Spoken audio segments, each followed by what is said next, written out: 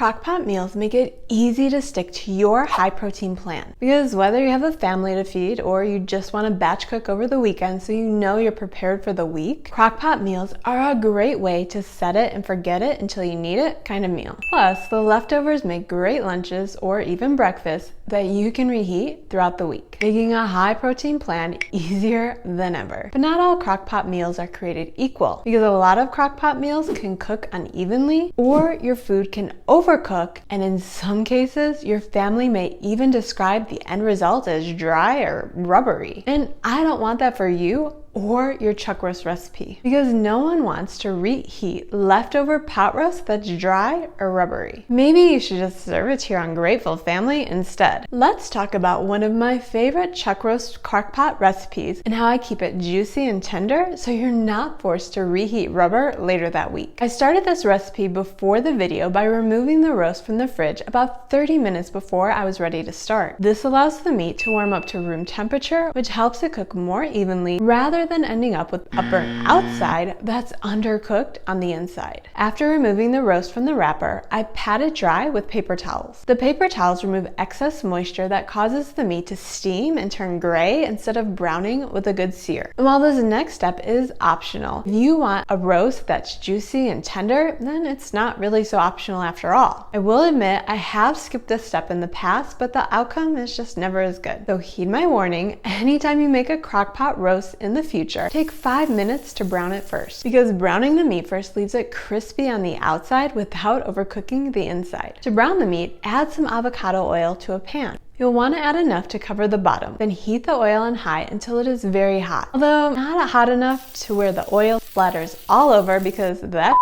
hurts. Once the oil is hot, add the roast and cook until the outside is brown, which usually takes about 2 to 3 minutes per side. While it's cooking, you can preheat your crock pot to low heat. I spray with avocado oil spray so I don't have to put too much elbow grease into cleaning the crock pot later. After preheating the crock pot, let's check the roast. Looks like it's time to flip, so carefully flip your roast, trying to avoid any oil splatters, and then cook for another 2 to 3 minutes. Once the roast is ready, turn off the heat and add it into the preheated crock pot, then mix up the sauce. I add everything into a measuring cup. The sauce is simple, made up of half a cup of balsamic vinegar. Then I pour in 2 tablespoons of coconut aminos, followed by 1 to 2 teaspoons of minced garlic. Or if you have to fight vampires later, like I apparently do, you can add even more garlic. Then stir it up and pour it over the roast. Next, I sprinkle the roast with oregano. There's no need to measure, because you could just measure that deliciousness with your heart. Now's the point where we pretend that you've been hanging on my every word for the past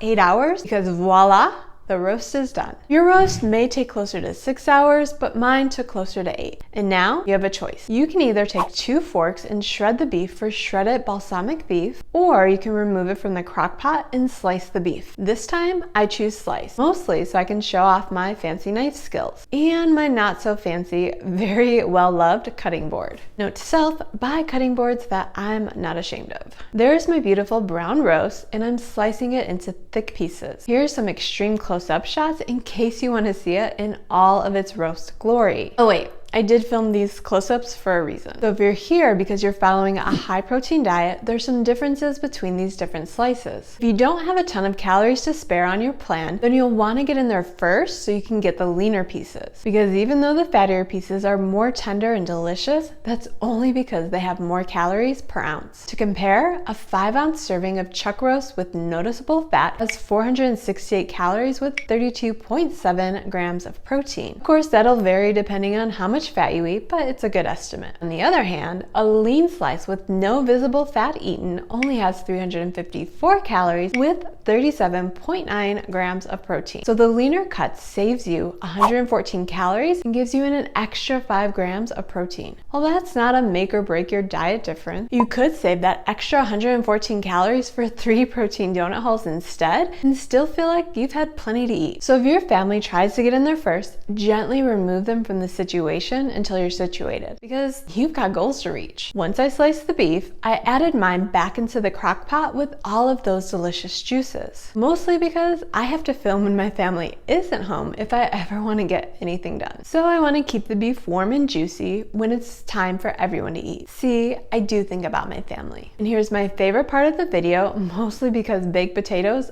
are my favorite. Wait, did you even know that potatoes are ranked as the most filling food per calorie? So even though all of the low-carb influencers scared me away from potatoes for nearly half a decade, I am so happy I found my way back to potatoes because I love a baked potato. And since it keeps me feeling pretty full, it's safe to say baked potatoes love me back. At least until I eat them, they probably don't love that. Here I have one baked potato and one sweet potato because my husband likes them sweet and I like them rusty or something like that, because rusty doesn't really sound appropriate. To get a perfect baked potato, I preheat my oven to 450 degrees Fahrenheit. If you eat the skins, you can spray them with avocado oil spray and salt to make the skins crispy and delicious. Otherwise, just rinse them, dry them, and poke some holes. Then let them bake for around an hour or until the inside of the potato registers around 210 degrees Fahrenheit. And yes, I measure temperature every time because a perfect baked potato matters to me. I also bake them on parchment paper because I don't like scrubbing all the stuff that oozes out from the sweet potato. Once the potato cools slightly, cut in half. And then sprinkle it with salt plus your favorite toppings. But not butter if butter's your favorite, because butter adds a lot of calories to a baked potato. I mean, unless you have room in your calorie budget, then butter away. But I'd rather save those extra calories for something like protein ice cream. I do add sour cream because it's delicious and you get a lot more of it for less calories than butter. And of course, sprinkle on some green onions or chives. Here I am narrating a cooking video, but I don't really understand the difference between green onions and chives, so there's that. Also, don't ever trust your non-cooking husband to cut green onions for you, because one time I bestowed that duty upon my husband and all I got back was this. When I asked him where the rest was, he said he threw it away because his family only ever ate the white part. Once my potato was perfect, I added right around 5 ounces of sliced pot roast, the lean pieces of course, which puts this entire meal at 542 calories with 41 grams of protein. And even though it's only 542 calories, between the protein and the baked potato, it will keep you full for hours. And now for the final taste test. First up, the little chicken monster. It's so good. Really good. It's the best thing ever. And for the other kid who's eating hot dogs. Can you just get a picture from the internet? Because he's super picky and won't eat most meat except hot dogs. Plus, he's mad at me because I told him that he couldn't get a chinchilla. If you love easy, high-protein meals like this, then you gotta check out my high-protein meal plan, because there's another 70 simple recipes waiting for you to test out. And trust me, they're definitely easy coming from this makeshift chef who doesn't even understand the difference between green onions and chives, or even scallions for that matter. I'll add that link to the pinned comment. In the meantime, if you're looking for a few quick and easy ground beef recipes, all coming in around 500 calories with 50 grams of protein, then you'll definitely want to watch this video next.